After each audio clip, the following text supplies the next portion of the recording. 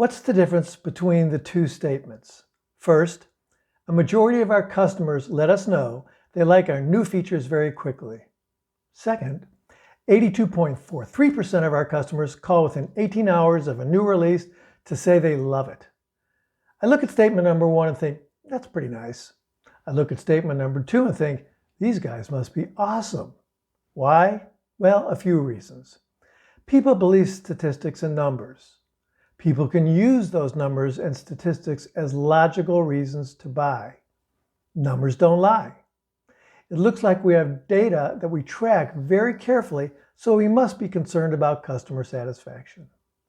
However valid or invalid this logic is, it exists in people's minds, your potential customers' minds. Whenever you can, you should include numbers and statistics into your presentations. For example, 91% of our customers see a return on investment in less than 3 months. 97.7% of people who call our support line get a return call in less than 7.5 minutes. Our average customer stays with us for 7.6 years. The one obvious key to using numbers and statistics is they must be true.